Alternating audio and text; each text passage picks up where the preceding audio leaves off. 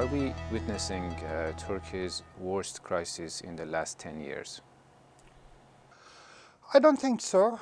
I mean, if you look at the last 10 years, I remember in 2003 when the US was invading Iraq. That was, at that time, the AK Party government was only, less than 6 months old. It was a very unknown and foreign environment. If you look back between 2002 to 2007, how the president and then treated the government, and the 2008, the Constitutional Court case to close down the political party. So when you look back, this seems different, but obviously the government and the policymakers are much more experienced, and they have much more better grasp of the environment, the data, the people. So I don't consider this as the worst crisis, and I hope it is not, and I know it is not. Over 350 police officers have been fired. What is going on? Is this some sort of surgery to take out some Gulen's sympathizer inside the police and judiciary? What is going on right now? I don't think anybody is fired. It is just changing their places where they work. So, and this is, I'm not going to say this is something routine, that it happens in every 6 months, even though, the police officers and the police chiefs, in every few years, they are appointed to a different place. Obviously, these changes, the recent changes, more than 300, 400, whatever the number it is, they are taken out from the very sensitive places in the hierarchy of the police force, but they are put in an equal level of administrative level to other parts of the police. For example, somebody will be taken out from what they call the technical part, which is it practically listens to phone lines, and put it in somewhere to traffic, for example, which is much less strategical. And if they are in any type of conspiracy, that it will be difficult to conspire if you are in the traffic branch, rather than you can pick up with different names or with fake names and listen to businessmen, political people, or others. So, frankly, are you dismissing that there is a deep corruption in police, or this is just some sort of reassigning people? No, this is, no, I'm not saying, you see, obviously, we should go back to the December 17, and there was a probe, and this was a case initiated by a prosecutor, and the police had an operation, basically, and they have took probably 40, 45, around that number of people in custody, and close to half of them were released. So, and the common understanding among the experts and for most of the people is that this was a very particular operation, motivated. It is definitely, there is the corruption element. That is the what they call is the graft, or the politicians, and they took a mayor from Istanbul, they took some businessmen, mostly in the construction industry. But these are like 3 different cases bundled into one package, and it has enough juice. It involves Iran, it involves gold trade, it involves a flamboyant businessman, a young one, married to a pop star. So it has enough of everything that you can package in a bundle that will attract a lot of attention. Yes, the corruption allegations are there, and I think the process is moving on. So, if you ask me more specifically, I will answer questions. How much of this has to do with Fethullah Gulen? Again, all of these are allegations, and you have to be fair, and I have to be fair. And Fethullah Gulen himself, he is a respected scholar, and he commands respect from millions of people around the world, not only in Turkey, and he denied any relationship. But again, if you look back, what is understood or what is perceived or what is put in the memories are different. And actually, a politician, he put it in a very good term, and he said, when somebody calls parallel state or parallel structure, why is the community referring to the larger group of Fethullah Gülen's supporters and followers, why somebody calls parallel state or parallel structure and they raise their hand and they say, yes, who is calling me? So this is understanding, this is the perception. And actually, I mean, I cannot know the exact involvement of the scholar himself, but if you are asking me what is understood and what is analyzed, yes, mostly his followers, and you can conclude this from the media because the group has media outlets. They have daily publications in English and Turkish. They have TV stations. And if you look back at their broadcast and their publication, you will see the perspective that they are arguing this case. So you can make intelligent conclusions out of this. So this has the trigger was activated when the schools started to close down by the Erdogan's government. Was that the moment that you see the rift starting? But now you have to be careful about the timing because there are events in the past, but there are events also that are coming up. So the timing is not only just a matter of past events, but also what is coming up. But obviously, what the government calls the transformation of the preparatory schools, or the group called Fethullah Gülen group calls closing down the preparatory schools, is an important issue for the group. I mean, if you look back, they only have a quarter of the entire industry, so it is just 25%. And this is, according to a lot of experts, and I also believe that this is a good source of both income and also raw material in terms of manpower, the preparatory schools, because you have an easier way to access the children, the youth in very early, and so you can guide, and this is very understandable for every, civil society group who wants to grow their people from an early age. So, but the thing is that if you look back, there was an earlier thing that a group of prosecutors called the chief of intelligence in Turkey for questioning. So this was way back. It was almost a year and a half ago. And the real rift between the Gulen group and the government has started then. So the preparatory schools is not the first thing and the real thing. But if you ask, I mean, they write this about the authors or the experts from the Gulen group, they write this, that the party and the Gulen group has a difference on the government's Israel policy. They have a huge difference on the government's Syria policy, government's in general foreign policy.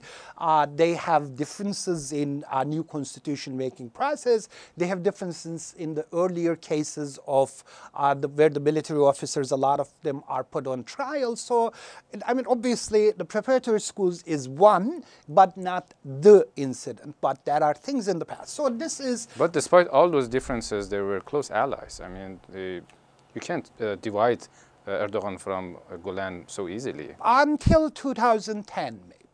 But the last 2 years, 2.5 years, and this is, you don't have to take my word, you can look at the publications that the Gulen group puts out and look back 6 months ago, 8 months ago, 9 months ago, and how they treated the government and what they have written. You will see a lot of very harsh criticism.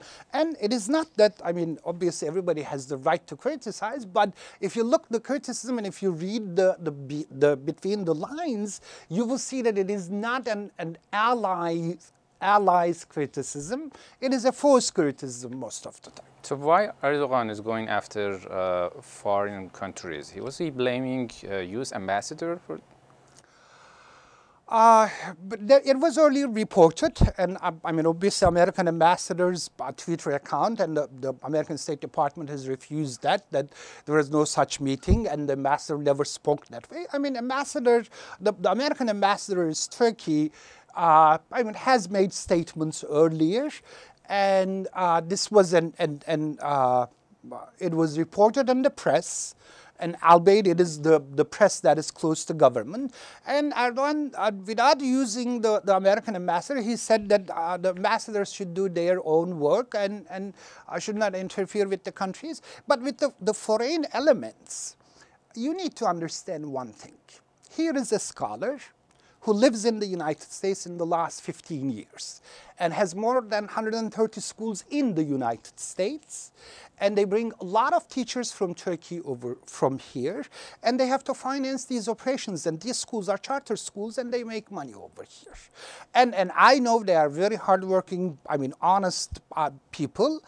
But the thing is that if, just for 1 second, think about this. Either take Scientology or Mormons, take their leaders and have him live in middle Anatolia in Turkey and have like 150 schools in Turkey, and have the same group, either the Scientology or the Mormons or the Baha'is, live in the United States while their leaders in Turkey and have a huge economic operation. Do you think from a government's perspective, and assume that this group whose leader is living outside has a huge weight in the judiciary and the police force in the United States, how would the United States government would treat that? Do you think this will be treated as a, with a security dimension, with an exposure to risk to foreign governments? I don't know. I never run the country, but if I was running the country, I would definitely ask experts, okay, analyze this and bring me, how should I feel about this? So should you mention that part of the bundle that goes to part of the money laundering, smuggling gold to Iran? What do you make of that? Obviously, money laundering and the smuggling are your words. And what I know is the gentleman that he was arrested does gold trade. Albeit he's a flamboyant, as I said, married to a pop star, spends lavishly, and this is known, from the Turkish magazine press, as far as I know. But what is known about him, he does gold trade. And you see, I don't know the details of his economic activities, but he's very little known about his economic activities. It is known that he frequents to Abu Dhabi or does some business with companies in United Arab Emirates, and he has things in China, and he has an Iranian and Azerbaijan connection or background.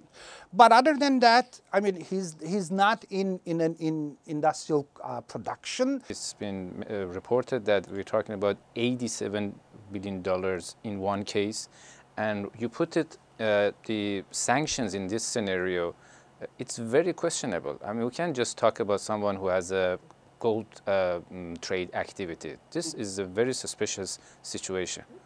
Now, fair that it is written, I have read billions, and these billions were not made in dollars, in euros. So euros are probably like 50%. But here is the thing. You see, Turkish economy is an $800 billion industry. Okay? The bank that they are talking, Halkbank, it is known, the size of the bank is known. Okay, so this is not, we are not talking Chase Manhattan, we are not talking Citi, we are not talking Barclays Bank. So 87 billion euros as it is reported in, sometimes I don't think people really know how to count money, and this is I have an economics background, you see.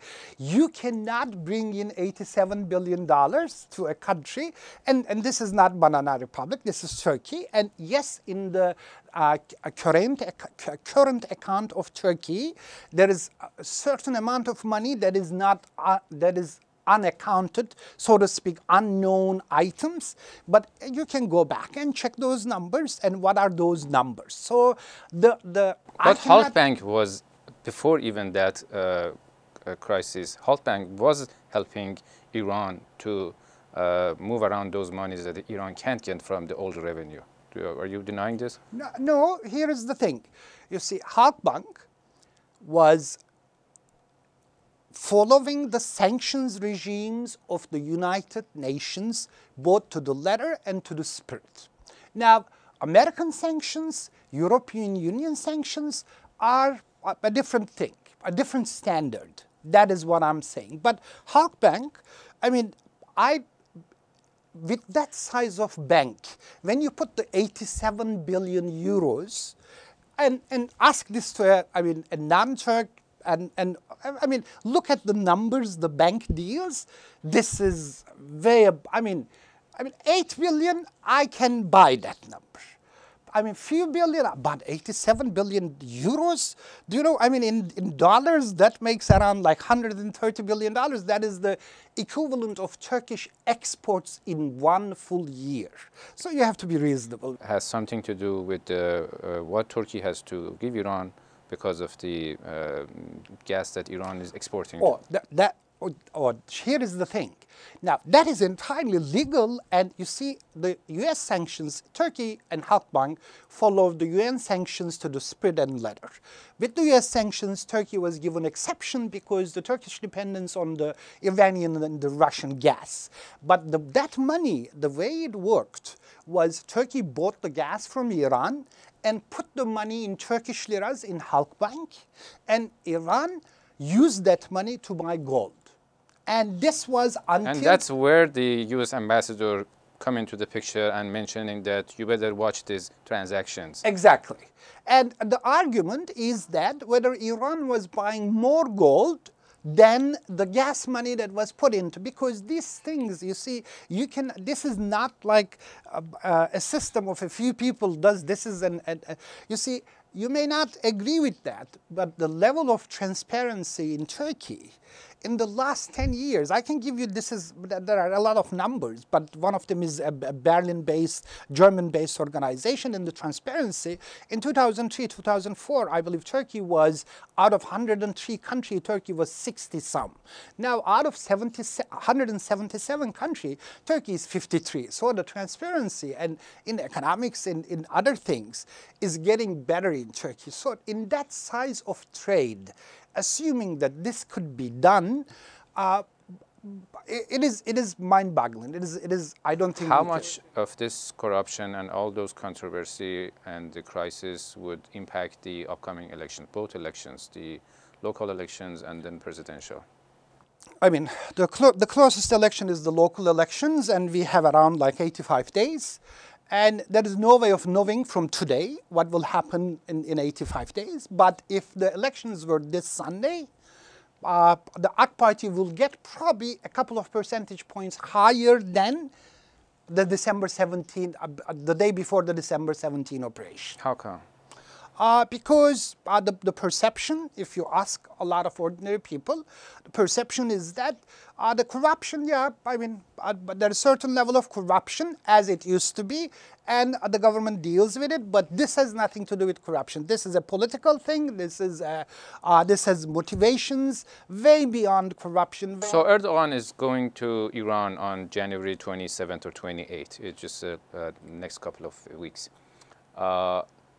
Are Ankara and Tehran moving closer together?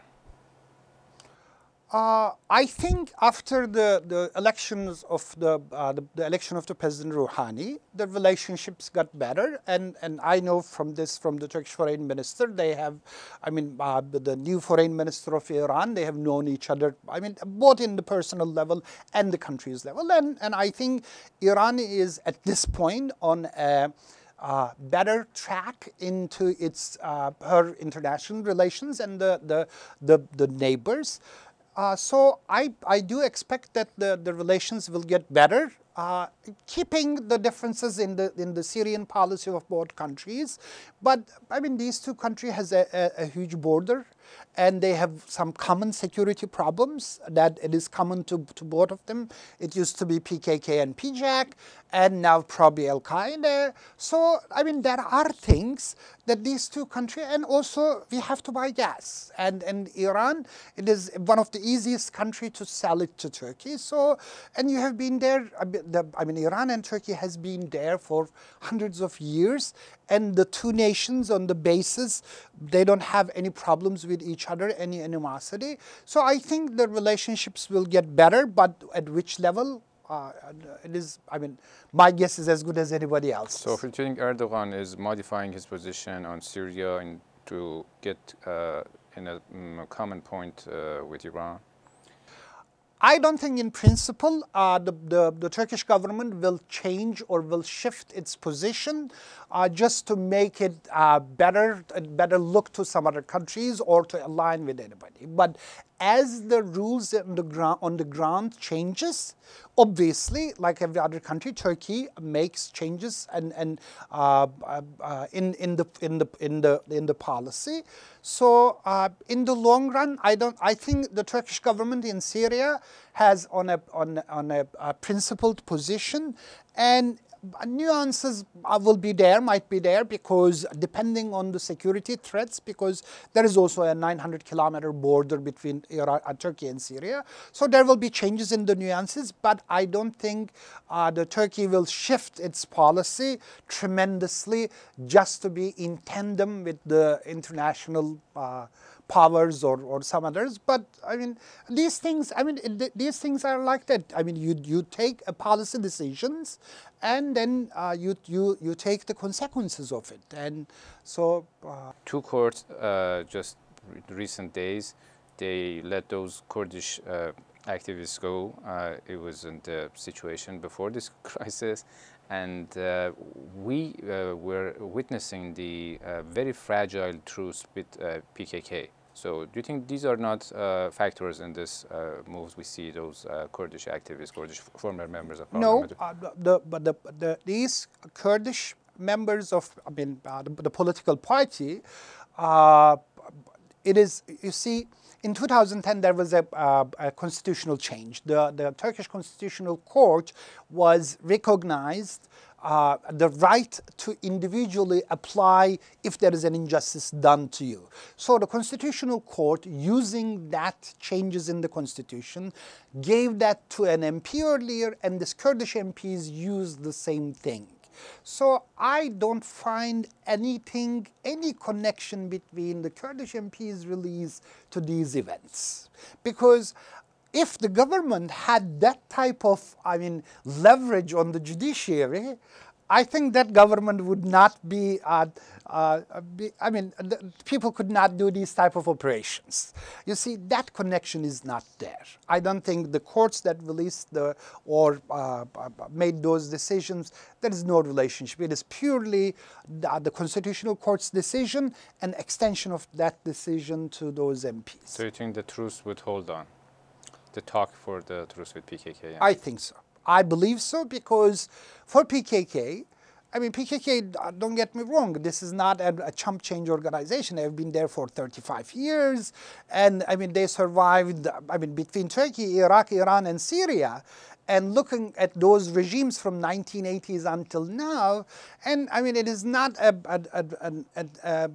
terrorist organization that killed, it is also a political organization. So they read the relations and the strength and weaknesses. Keep in mind, so far in the 35 years history of this PKK fight with the government, it was only Tayyip Erdogan who had the guts to tackle the problem this way.